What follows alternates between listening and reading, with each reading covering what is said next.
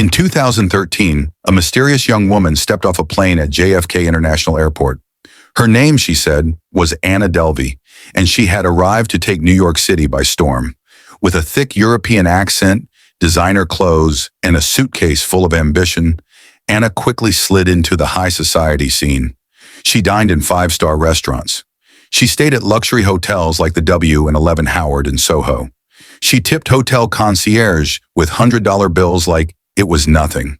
Art collectors, tech entrepreneurs, fashion designers all were charmed by her confidence and apparent wealth. Before we get to the most chilling detail, hit like and subscribe. It's your front row seat to the world's most shocking crimes. She told everyone she was a German heiress, the daughter of a billionaire oil tycoon. Depending on who asked, her father was either a diplomat, a businessman, or some kind of international mogul. She said she had a trust fund worth $67 million that she couldn't access until she turned 25. And nobody questioned her. Why would they? She was always around the rich and powerful. She always looked the part. But Anna Delvey wasn't real. Her real name was Anna Sorokin, and she wasn't German royalty or a trust fund baby. She was a Russian immigrant who grew up in a working-class suburb in Germany. She didn't come from money. She came from nothing, but she had a gift. A powerful one. Anna knew how to lie, and more dangerously, she knew how to be believed. Anna wasn't just pretending to be rich. She created an entire identity, complete with fake emails, altered bank statements, and elite social media presence. She fabricated wealth so well that even the smartest people in the room never questioned her. She created fake financial documents showing assets in Europe. She hired a designer to draft plans for the Anna Delvey Foundation, a luxury arts club she claimed she would build in Manhattan, something like a mix between the Soho House and the Museum of Modern Art. She was looking for funding, a modest $25 million loan, and shockingly, investors were lining up. She nearly secured that loan from a major institution, Fortress Investment Group. She gave them forged statements showing her $60 million in offshore assets. She even offered to cover the due diligence fees with a wire transfer from a foreign bank. But when Fortress demanded direct communication with her European bankers, Anna stalled, then ghosted. Meanwhile, she was living like royalty in hotels. She stayed for weeks at a time without ever giving a working credit card. She told staff her accountant was slow to wire the funds. She forged bank letters. She bought clothes at luxury boutiques, charged them to hotel tabs she never paid. Hotel managers would hesitate to press her. After all, she was a Delvey, a name no one dared question. By 2017, her fantasy was reaching its peak. She had managed to network with some of the most influential people in the city. But behind the scenes, she was living on borrowed time. In May of that year, she invited a few close friends on an all-expenses-paid trip to Marrakech, Morocco. They stayed at La Mamounia, one of the most luxurious resorts in the world. Private villas, personal butlers, a private pool. Anna promised she would cover everything. But then things got weird. The hotel's payment system kept declining Anna's cards. She told her guests not to worry. Her bank was just being difficult because she was in Africa. But soon hotel management began pressing them for payment. Anna's friends began to panic. One of them, Rachel Williams, a photo editor at Vanity Fair, ended up putting the entire $62,000 trip on her own corporate credit card, believing she'd be reimbursed. She never was. Rachel returned to New York shocked and broke. That's when she realized her friend might not be who she claimed to be, and she wasn't alone. Hold up. If you're still with me, that means you love real crime stories. Hit like and subscribe so you're here for the next shocking case. By the summer of 2017, Anna's lies were starting to unravel. Hotels were kicking her out. Friends stopped answering her calls. She was blacklisted at restaurants. Her credit cards were constantly declined. She moved from hotel to hotel, sometimes sleeping on friends' couches. But the story she told was always the same. Her wire transfer was coming.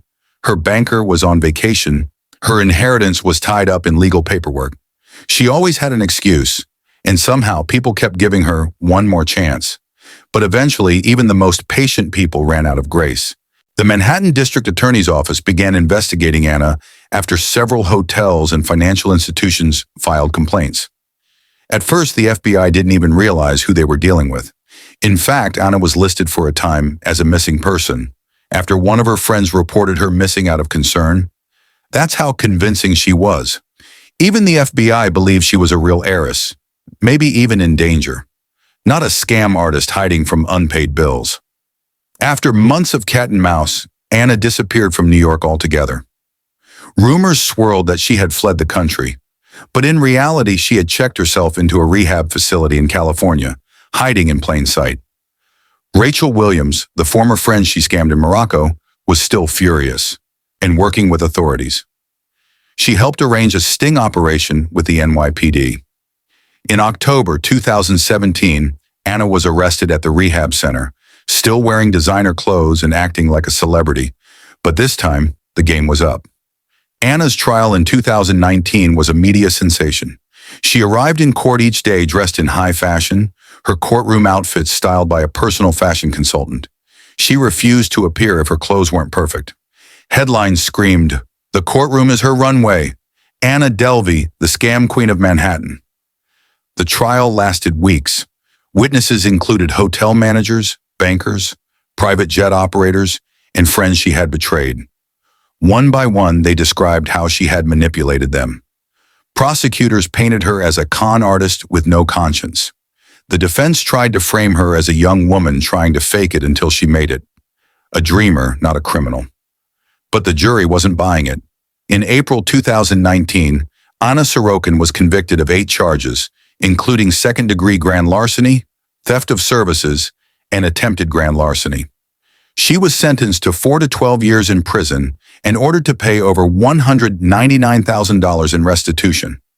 She was sent to Rikers Island, New York's most notorious jail. In February 2021, Anna was released from prison on good behavior. Most people expected her to disappear, but not Anna. Within weeks, it was revealed that she had sold her story rights to Netflix for over $300,000, which became the hit series Inventing Anna. She used the money to pay back banks, hotels, and some of her legal fees. But that wasn't the end. Just 2 months after her release, ICE arrested her again, this time for overstaying her visa. She was placed in immigration custody and faced deportation back to Germany. But Anna didn't go quietly. She hired lawyers, appealed her case, and was eventually granted house arrest while she fought the deportation. She stayed in a luxury apartment in Manhattan, gave interviews to news outlets, and even started her own art exhibit using sketches she made in jail. She still insisted she was misunderstood. Not a criminal, but a woman trying to live her dream. Why she fooled everyone, even the FBI. So how did she do it? How did a broke Russian immigrant manage to fool millionaires, banks, and the FBI? The answer is chillingly simple: confidence. Anna understood how the world works, how people respond to money, fame, and status. She wore expensive clothes, spoke with authority, and always acted like she belonged. She knew the power of perception. In a society obsessed with wealth, she became what everyone wanted to see: young, rich, connected. And no one asked for proof, because everyone wanted to believe the myth. She didn't need to rob banks or hack systems. All she needed was a lie dressed well. As of 2024, Anna Sorokin was still fighting deportation proceedings in U.S. immigration court. Her lawyers argued that deporting her would be dangerous, that she had rehabilitated, paid restitution, and built a new life in New York. ICE, on the other hand, argued that she was a fraud with no legal grounds to stay. Her future remains uncertain. Will she be deported to Germany, a country she barely knows? Will she win her case and stay in New York forever? Or will she vanish again, only to return with another scheme? No one knows. But what is clear is that Anna is still playing the game and still winning in her own twisted way. What makes Anna Sorokin terrifying isn't that she stole money. It's that she never needed to. She wasn't a hacker. She didn't hold people at gunpoint. She didn't forge signatures or rob safes. She used nothing but confidence, charm, and appearance, and for 4 years it worked. She tricked hotels, banks, private jet companies, investors, and even the FBI without breaking a sweat. She showed us something uncomfortable, that in today's world, image is everything. If you look rich, act rich, and talk like you belong, people will believe you. That's the real con. Anna Sorokin isn't done. She's still writing, still speaking, still profiting off the very lie that got her locked up. In a strange twist, she may be one of the first modern criminals to turn their arrest into a business plan. And maybe that's what makes her more dangerous than any traditional scam artist. She didn't just con people out of money. She conned her way into history. She fooled banks. She fooled friends. She fooled billionaires, judges, and the FBI. But the most chilling part, she fooled all of us. If you want more stories like this, real people, real crimes, and unbelievable lies, hit that subscribe button and join the community, because the next scam might already be happening.